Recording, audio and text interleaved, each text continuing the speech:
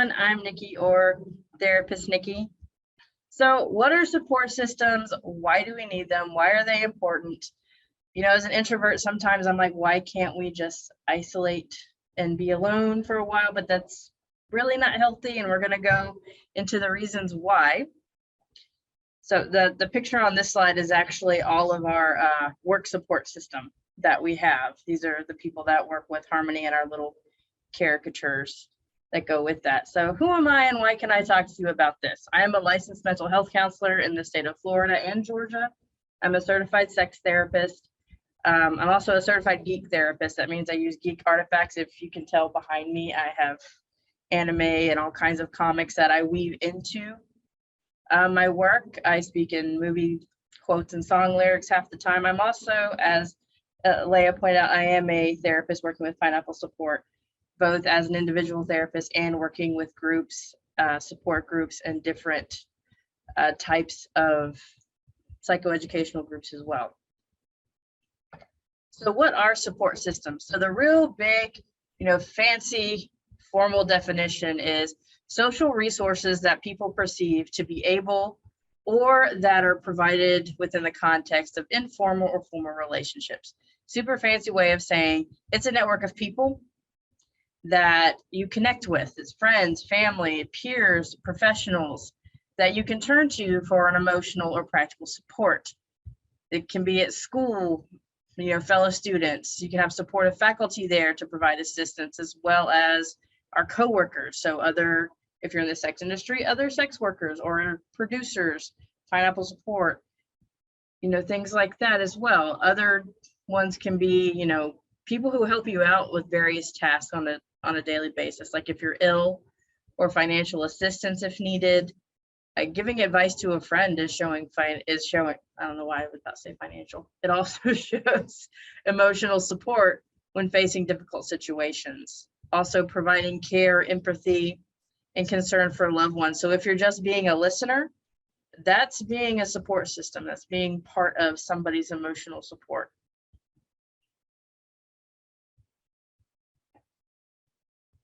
So why are they important?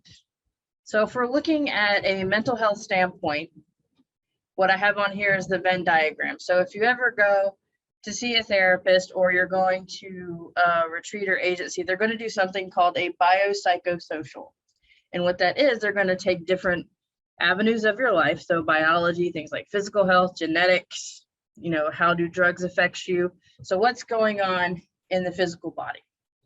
They're also going to take your psychological. They're going to look at the skills that you have or the treatments that you've had. That's part of your psychological health. So coping skills, social skills, family skills, self-esteem, and the totality of your mental health. And now we have social. And this is going to be like your peer groups. Do you have a spiritual community that you're with? Do you have a big network of friends? Because this plays into a lot of mental health, believe it or not, and it's actually the most overlooked one out of all three of these. And you yourself, your system.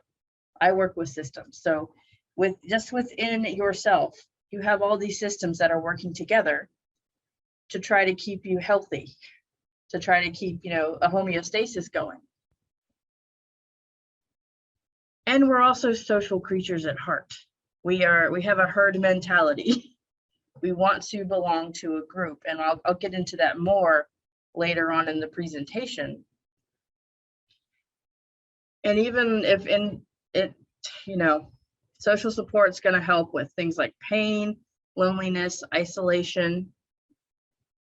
It's also part of, I've talked in some of my other talks about Maslow's hierarchy of needs, which is a pyramid of needs, and about social is in the middle. So that covers all like the social support that we have. So there's a lot of research stating that we need to have social outlets. We need to have social support.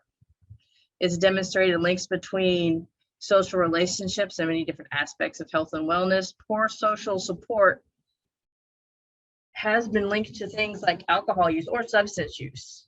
I forgot to put the substance use on there, but it's also linked to cardiovascular disease, depression, suicide, anxiety. There is a study that shows that middle-aged men or men who have lost their significant others or strong social supports, they have a hard time, or sometimes they may die 10 years earlier than expected. I can't quote the exact amount of time with the research for that, but it has been linked. So which aspects of our social environments are so vital to health, and how exactly do our social environments impact our overall well-being? And there are two essential aspects of our social worlds that will contribute to this health, and that's going to be social support and social integration. And what do I mean by that? So with integrating into social support, we need to look at the different benefits that we have for this social integration. So better health is going to be one of them. And research has shown that there are tremendous benefits of having a network of supportive relationships. Those with robust social connections that have better health, longer lives, report higher well-being. Friends and loved ones can make more resilient in times of stress. So with these social networks, it increases resiliency. And that's what we want to do in a lot of mental health work as well. But if you have anxiety or depression, PTSD, we want to build up that resiliency to some of these triggers that come in, and social networks can help with those things. They add in buffering of stress, whether it's we are super stressed or we are in distress.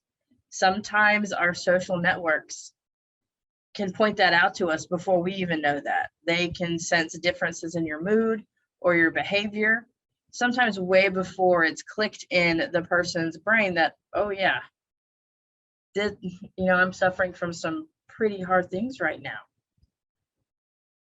Practical benefits of having supportive relationships, such as knowing people who can provide information, advice, guidance, also tangible support, such as assistance in times of uncertainty.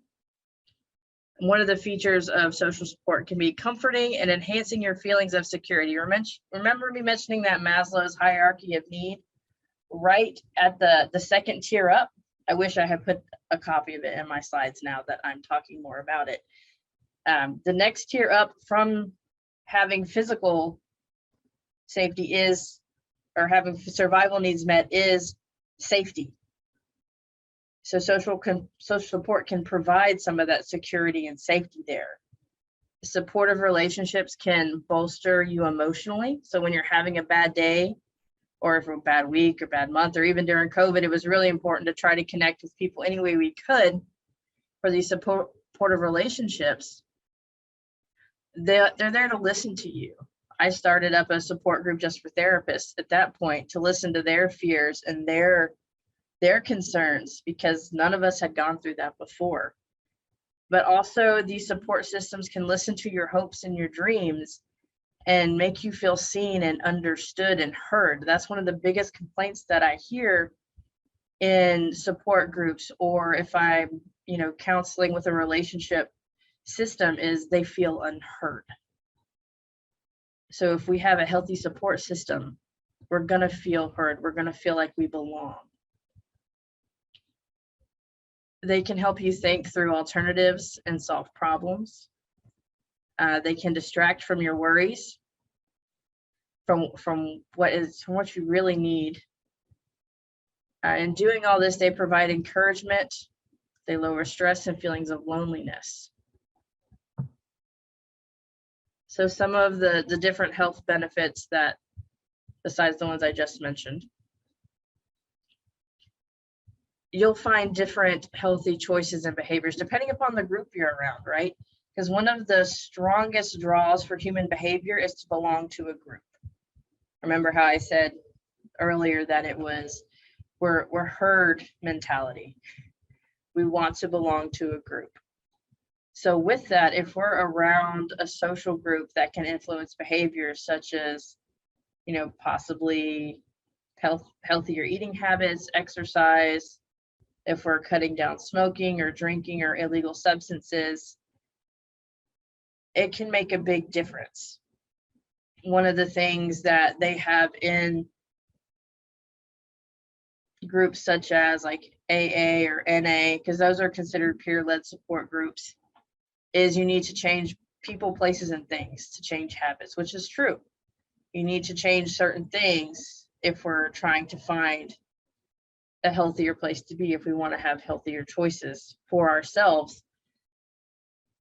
But and as we've said before, even you could have negative groups as well. But we want to try to focus on the positive groups here, but still it is a possibility. You know, people can hang around with, you know, dangerous crowds or those that make poor choices. So then peer pressure can go the opposite way as well. It's a two-edged sword. But if we're looking for something to promote ourselves or promote healthy choices, we want to try to pick groups that are going to help us obtain those. There's one, I forgot who the speaker is. I think it's Curran Ray, but he's a business public speaker. And one of his things are you want to be around people that can scare you as in how talented they are, people who share similar goals of bettering themselves, because what's going to happen is you're going to want to do this too. You're going to want to be part of this, so you'll start making changes and choices like that. So that can help. And if your social connections aren't supporting you, as in they're not doing you any good, then you may need to make a difficult choice. Sometimes with clients that I've spoken about, like their family's not supporting them, certain friends aren't supporting them, or their significant others aren't supporting them, then we have to look at different things such as boundaries, or do we need to maybe leave that particular system? And that's a really hard decision that you don't come to lightly. It's not a black and white, hey, I'm just going to cut you out.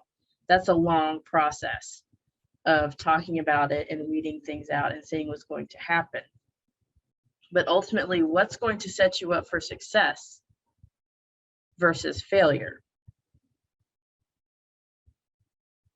Another benefit, like we've talked about before, is coping with stress. Stress has been shown to have a serious health consequences, such as, you know, raised blood pressure. Anxiety can come with stress. Upset stomach is one of the physical compilations of stress. That, you know, being jittery, not being able to focus, increased rates of heart disease. All of this has been linked to stress. And being around people who are caring and supportive can help others see themselves as better and capable with dealing with the stresses that life brings you. Not just like a cheering squad, but they're there to guide in a certain sense. They're also there to boast good hormones such as, you know, oxytocin and dopamine and serotonin for that feeling of belonging and connectedness. And if we're looking at, there are many times that I've had individuals come in from work that I'm like, hey, you know, they're super stressed out. I can tell, like, they just can't focus on work. They're distracted. It's just not going well for them. FMLA, I've said, hey, if your company has this, you might look at taking it for when the time off will be good for you, but it also allows you time to be around the social supports that they may need to be around at that point to help with, you know, calming of the nerves and relaxing and trying to find that homeostasis again before we put them back in that environment. We want to build them up. It's really hard to build somebody up when their cup is already empty. So it's like, it's a bottomless pit. I can't do much with it. So they need to fill it back up to have that resiliency to go back in there, and support systems do that. And from support systems, we go to what are different things with social integration. social integration is the actual participation in the various social relationships, ranging from romantic to business partnerships to friendships. And the integration involves emotions, intimacy, a sense of belonging to different social groups, as well as vulnerability, chances to be seen, chances to be vulnerable with people. And I know that's difficult at times. And some of these social integrations can be family, so that's either your biological family or your family of origin, or chosen family, individuals that you bring in to be a surrogate family if you're trying to find somewhere to belong. Partnerships with people, that could be business partnerships, volunteer partnerships, any type of partnership, religious community or spiritual community. I found a lot of belonging and a place to have a social system in a spiritual community before. Social activities, so things like meetup groups, CrossFit gym is a gym that you could find people to hang out with because it's very much involved with the community there. Things like chess club or a hobby group, book club, things like that. Experts suggest being integrated into social relationships that confers to a protective benefit against different maladaptive or poor behaviors or that have damaging health consequences. Support groups can also improve motivation. The social relationships for people to stay motivated to try to achieve their goals, they're holding people accountable. Like, hey, you said you wanted to do this. What do we need to do to get there? So people who are trying to change their body shape or quit smoking, for example, they often find help to connect with people who are actively trying to do those same goals. And talking to people going through the same experience can often be a great source of support, empathy, and motivation. That's where the support groups come in, where we're looking at things like the motivational support group on Monday night or the support group on Wednesdays. And I think I think Pineapple has a once a month for male performers in the industry as well. That's a safe place for people to talk about things that are going on with them, either, family-wise, social-wise, friendship-wise, or industry-specific things that are happening. Because this is a community that's going to understand, that's going to be able to provide empathy or insights into how things can be done differently. And that happens a lot in those groups. I've witnessed it, and it's a wonderful thing when it does. I learn lots of things when I'm in those groups, things I didn't know about the industry specifics, and it's helped me be a better guide for that. Like, there are things here that could help, or here that could work as well, but they're working towards the same goal. They're wanting to connect, they're wanting to belong, especially in the sex worker community that's spread out. So I love that we do have technology that can kind of bring us together to improve that motivation.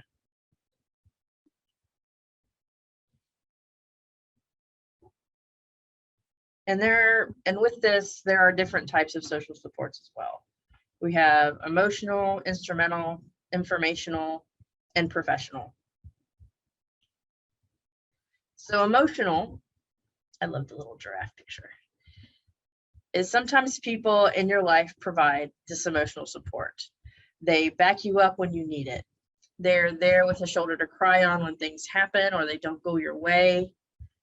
This type of support is particularly important during times of stress or when people are feeling lonely.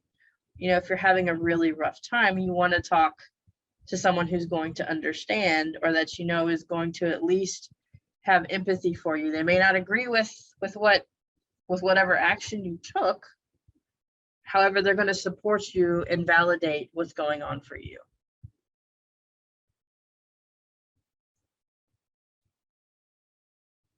Instrumental support. In other cases, people in social networks might provide an instrumental support. and they take care of your physical needs and offer a helping hand towards whatever needs to be done. This might involve bringing you like a hot meal if you're sick. It might also involve giving you a ride if your car is at the shop. So different instrumental types of support. You would find this a lot with people who are caregivers. That happens a lot. If you've ever called a friend to say, hey, I need to be picked up, they're an instrumental support system. Another one is informational. So people who can provide you with specific types of pieces of information that they're considered informational support. This is providing like guidance, it's providing advice, different types of information and mentoring. Such support can be important when making decisions or really big life changes, especially if someone has gone through something that you're thinking of going through, like, hey, can I get some advice on this? Or how is this for you? Because I want to know the pitfalls so I don't make the same mistakes, or I can learn from them, or what I can change that will suit my needs. By having this form of support, people may feel less anxious and stressed out about the problems that they're trying to solve, thanks to the guidance from a trusted friend or a mentor or a loved one. It's funny, in our support group, we have someone named Jim, and we call him Jim Goal sometimes when we're wanting to find out different pieces of information, just random trivia stuff like you would find on Google. But he's a wealth of knowledge and information on how to do things. Other people in our support system that may have gone through different business ventures, I would go for them for informational support, such as if I'm looking for, how do you do a copyright? Or how do you do a trademark? I don't know how to do any of these things. But we have a friend in our support group that's what he does. He's really knowledgeable on that. So it's like, hey, how can I do this? Can I sit down with you for a little bit to learn what all is involved in this? Because apparently there's a ton of paperwork that is involved with that. And the professional support. So these are, as the word says, professional. They're experts in their field that can offer guidance, that can listen, that can validate, that can maybe advocate for you when you don't know how to advocate in certain avenues. So a therapist would be a professional support. Counselor, social worker, doctors are professional supports, as well as lawyers are professional supports. We hire them to support us in these particular ventures or arenas that we don't know much about. So we need guidance in that area, be it whatever it may be. So coaches, personal trainers, they're a form of support system for physical health. As you might imagine, people in different social networks can take different roles, and they may take on multiple roles. You have a teacher might provide informational support.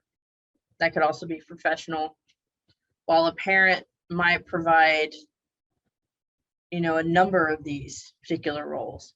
By having these solid support networks, you're more likely to receive the type of support that you need when you really need it. I know I didn't say this at the beginning of the presentation, but if you have questions or comments, please feel free to ask them. I'm a dynamic teacher, so asking the questions when they come up is really good, so I can get them answered in a timely manner for you.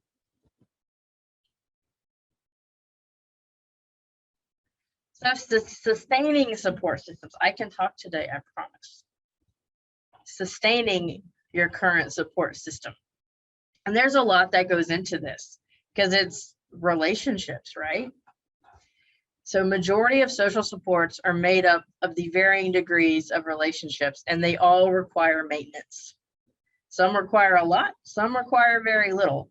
For your professional supports, usually that's going to require very little maintenance besides financial.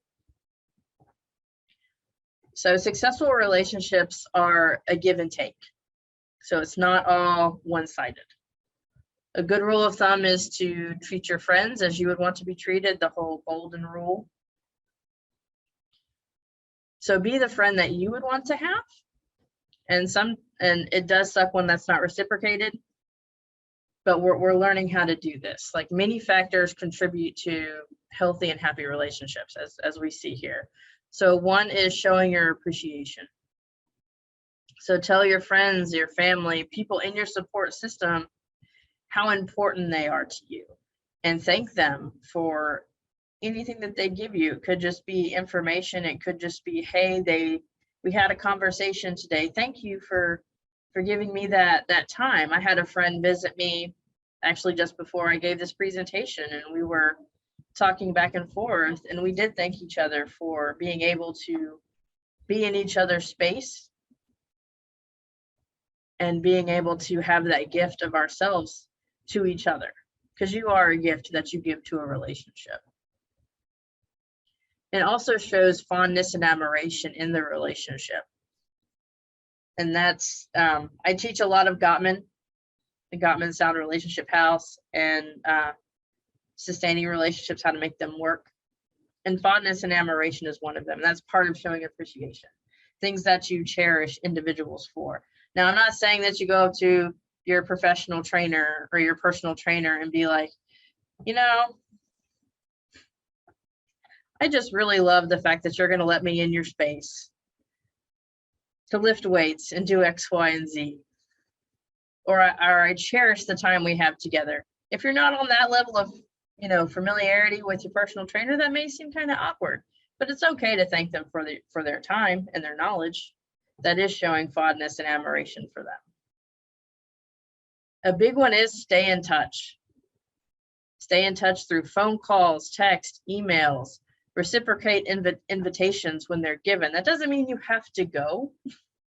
If they invite you to something, it doesn't mean that, you're obligated. It's, hey, it's nice to be asked. Because I'm not traveling to California right now for a wedding, but it's nice to be invited. Also, phone calls, like if you have a friend, and nowadays we text or we do the voice messaging, which is really, that's a rant. We're not going to go on that. But reaching out and saying, hey, I'm thinking of you, or you're on my mind. And it doesn't have to be every day. Some friends you do touch, you reach out and touch them every day through some form of communication. Others, it may be once a week, once a month, or once a quarter. Depends on the style of friendship that you have with them. But it is nice to say, hey, I'm thinking of you and I would like for us to catch up, even if it's just a quick text. And that is part of like love mapping and commitment in a relationship. That's, you're getting to know each other's inner world and what's going on, as well as I'm committed to you in this relationship, whatever level it's on. That doesn't mean like it's super serious, we're going to move in together, but I'm committed to being your friend. I'm committed to being your acquaintance, to saying, hey, you're pretty cool. I like being around you. Be available when you're needed. Friends, they come through for each other in tough times. Holding space for them. So being a good listener, allowing your friends to confide freely without being judged. I know that's a big thing in the sex worker community, is we don't want to be judged. We want to be who we are. And that's a big thing for showing up for somebody and being available, is listening without judgment. And just validating their feelings. Like, this is what's needed at the moment.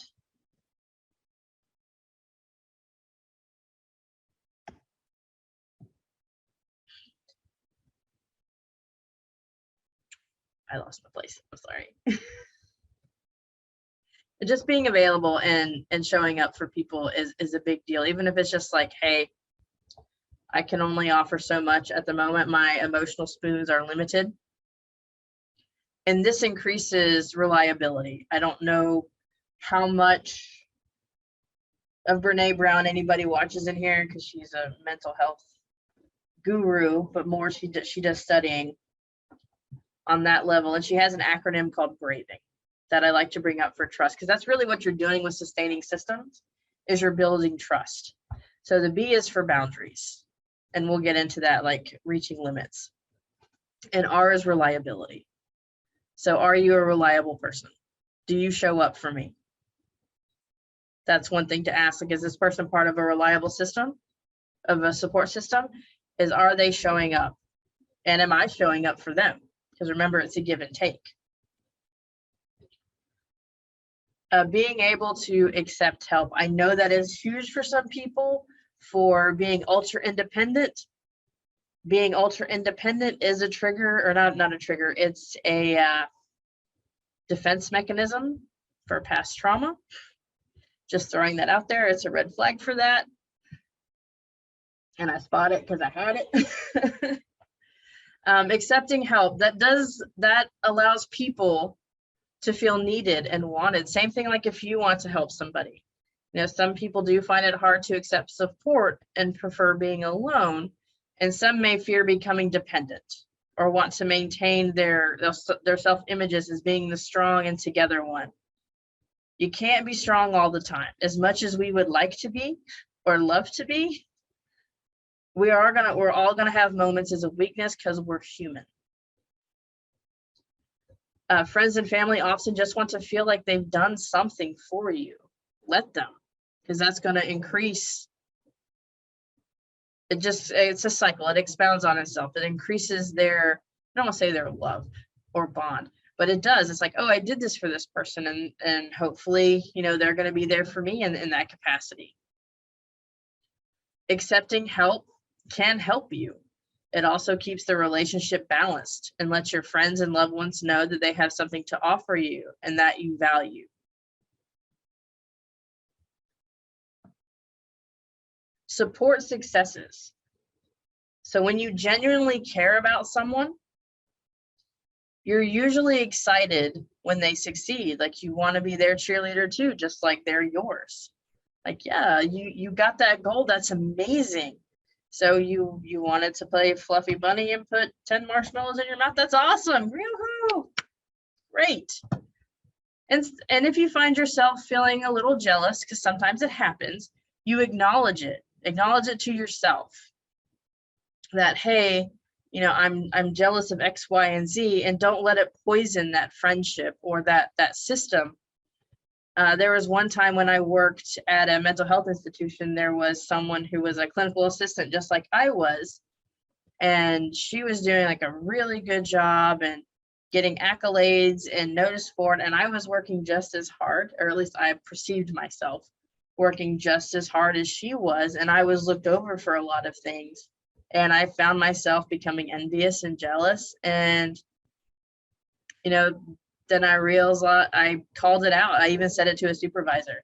Like, I sat down, like, I'm finding this being really difficult. And once I said it, I was able to start processing it for myself. You know, I admitted it out loud, because it's one thing to admit it internally.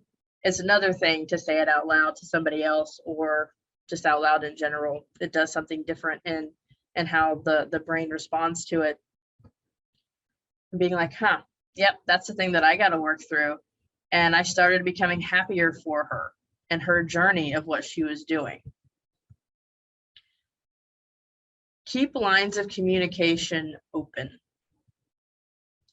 So with the lines of communication, you know, having that honest, that transparency is so healthy for relationships. I've said this in other classes that I've done for Pineapple Support. Transparency and honesty, radical candor does wonders for a support system. If there's a friend that does and says something that hurts your feelings, try to deal with it directly, like right then and there. We don't let it fester. Start by assuming that it's possibly a misunderstanding or a misstep and it's unintentional. So remember the braving acronym I discussed earlier. At the G is generosity. You're expecting, you're I'm trying to figure out the word. Is, you know that they have your best interest at heart and they're not intentionally trying to hurt you. So they probably said it with the best of intentions, with the kindness and looking out for your well-being. So just ask them about it. Don't stuff it down, because if you start stuffing stuff, I like to use the analogy of, you take a beach ball when you were a kid and you tried to shove it under the pool water and it would pop back up. Well, if you shove it, you shove feelings and you shove all these things down in the water, guess what? It's gonna come out sideways or any way that it wants to, but it's never like slow and gentle. It's always this whoosh that happens. And that's the same thing with feelings. If we hold them down too long, they're going to turn into resentments. And then when something happens and we're just done, we're just going to let it flow like a fountain. And that's not good. So part of this is also the accountability, which is the A part of the braving acronym. So with accountability, people are going to make mistakes. They're going to mess up. They're going to say stuff wrong. You're going to say stuff wrong. We're going to do things that are not correct. We're going to make missteps. Do we own it though? Do we say, yeah, I messed that up, my bad, then this is how I'm going to repair, or this is how I'm going to work towards it? It's okay to apologize. It's okay to admit that you've done something wrong. It's okay for them to admit that, because they're human. And accept the apology. Try to accept the apology, as you would hope they would accept yours. And remember when I said we would get to boundaries? This is like the respecting the needs and limits. So sustaining this, are they respecting your boundaries? Are you respecting their boundaries within this support system? Each person has their own set or how much social integration they want. So some people, they just want to sit on the outskirts of the group and do what they're going to do. We have someone in our business polycule that just wants to be a part of whatever's happening. And kind of be like, oh, I'm just going to be on my computer, or I'm going to read my book, or I'm going to play my video game. But they're there being with the family. A lot of people with who have neurodivergence, such as ADHD, that's a way for them to feel like they're belonging, or even with different neurodivergencies, that's also called body doubling, where we're just here, we're doing parallel activities, but we're here together. Other people want to be right smack dab in the middle of everything that's happening, and that's okay too, as long as they're respecting people's limits and what their needs are. So that's part of boundaries. And another one is knowing when a relationship is not working for you. Like we talked about earlier, some social systems can be negative. And understanding, like, are they supporting you? Are they helping you towards your goals? Are they providing any of those different types of social supports that you need or require? And if they're not, sometimes you can find yourself drained. So whenever you start seeing this particular person, you're just like, I just can't deal with you today, or I can't be around them today. That's one red flag. That so what's going on here? Why am I not wanting to be around this person? Another one could be if they're not considerate of your time or feelings. If you've set the limit, if you've set the boundaries of, hey, I have no spoons to handle any more emotional input today, or to go out and do things, are they inconsiderate? If they're inconsiderate of that, they're probably like, nah, man, let's go out anyway. It's just one drink, or it's just going to be a movie. You'll be all right. So they're not listening at that point. You had said, I can't right now. I need to go hermit, or I need to not people, or I need to do this. They need to be able to be considerate of your time and feelings. Are they unreliable? Do they say, hey, we're going to go do this thing, and then you show up and they're not there? Are they highly critical of you? Are they like being really harsh? It's not constructive criticism. It's just downright criticizing and mean. Or are they just generally negative?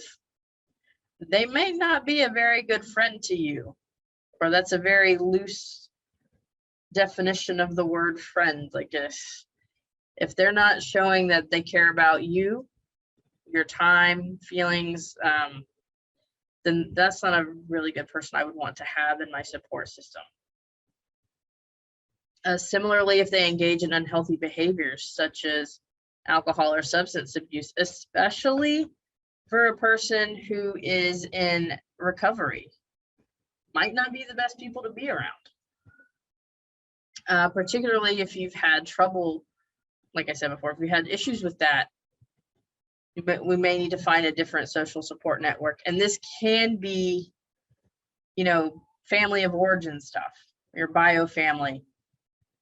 And that's a really hard conversation to have, and a decision that you don't want to take lightly at times. Like, might not be great. We have to put in more boundaries, or how much do I want them to be a support system in my life?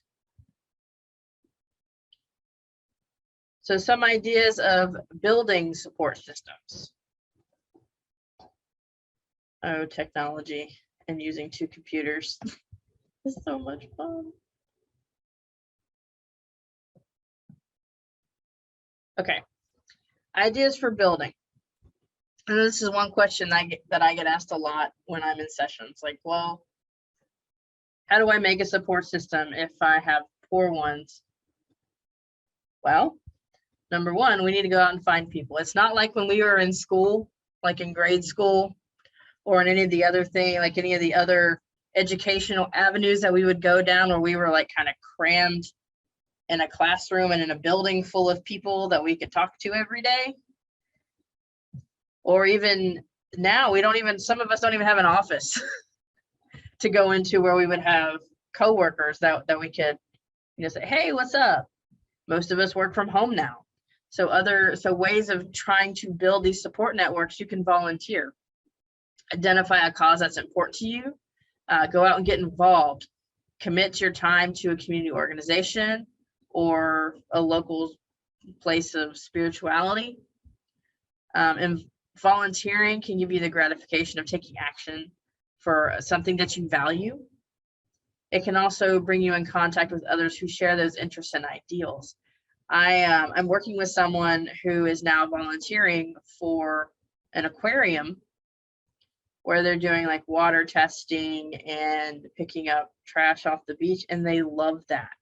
And they get to meet like-minded people. It's done wonders for their mental health, for their depression and anxiety, because now they're meeting like-minded people, which is really important, especially if we're in insular environments. Take up a sport, join a gym. When I used to do Brazilian Jiu-Jitsu, I had a good network there, and that was back in Georgia. And there were a support system at a time for me in that particular time of my life. Not only was it good for like physical health, it's also good for psychological health, because guess what? Exercise and gyms and all those things create, yay, serotonin and dopamine that lift us up. That can help with depression and anxiety. And also at the same time, we're meeting people. Starting a book club and invite people to join who you don't already know well. Discussing similar interests, especially if you're an intellectual person and you like to be stimulated mentally. Book clubs are great. It's not just talking about the plot, but maybe what's behind the story, or what was the author's motivations for this, that, and the next thing. Harmony, the private practice that I work with, we had a book club for a time, for about a year, and it was really good. You know, it served a purpose for that time. Now we have a Twitch watch party. Basically, it's called The Movies That Traumatize Us, and we have people who come in like once a month on our Twitch channel, and we discuss the movie that we had picked for that particular watch.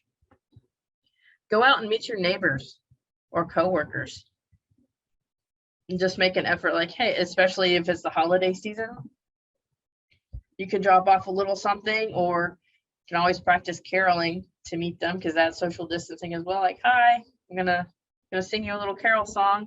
I don't know if that's something that happens anymore. I used to do it as a kid, and that was a while ago, but it would be an interesting way to meet neighbors.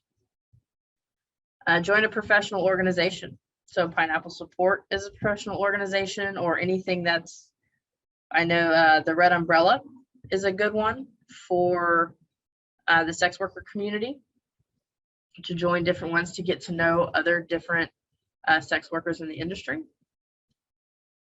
As well as if you're a nerd or a geek like I am, tabletop role-playing games, you can go to Roll20, you can go onto Shard, and you have game masters or people who run these games that are looking for players, or that they're looking to add, or players that are looking for a GM or a game master.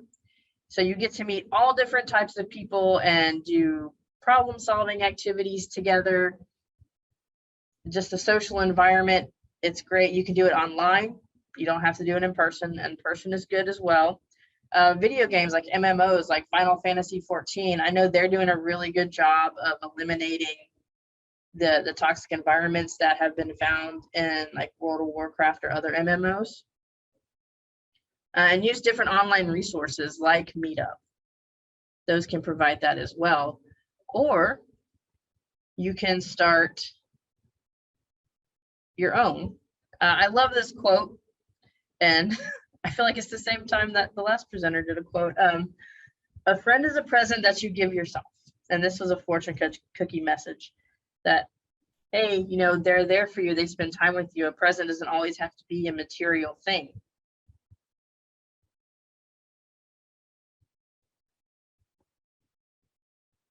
So why do we need to start this now? Well, if you're not already in a place of distress, it's good to start making a support network now and build that up. So in times of stress or distress, or if you need them, they're already there. You don't have to worry about trying to find different avenues of support if you're already in that elevated mental state of anxiety or stress. So then we can just reach out because it's there. Same thing like when we practice different skills or coping skills, you want to do it when you're not in a heightened state. So it's a reflex when the heightened state does happen. So that's a really good reason to start now. And we want to be part of a group. We want to belong. Where to find different support groups. If you're looking for a professional support group, you can look on Psychology Today, Good Therapy.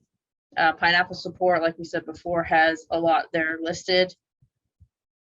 If we're looking for like just peer-led social supports, as far as like AA, NA, Smart Recovery, or codependency groups, look on message boards. You'll find them at places of worship, libraries, schools. They usually have those flyers like take one. Social media. I know Facebook has plenty of different like online support groups as far as like the pages, as well as they meet in person. I used to be involved in one called Pagans in Recovery. They're based in Atlanta, Georgia, but they have them all over the country, and I think internationally now, where it's a different spirituality, because AA and NA were based on more Christian principles versus universal, but they do have different spiritualities now that are available with that. Or word of mouth.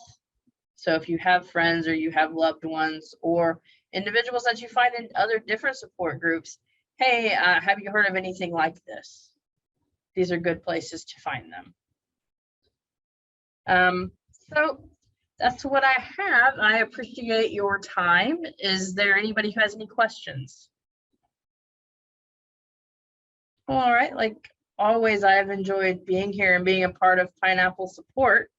If you want to get in touch with me, so if you wanted the slides or you had a question that came up after, because sometimes that happens to me, you can email me at therapistnicki@harmonyinc.com. You can look at our website. I'm on Twitter.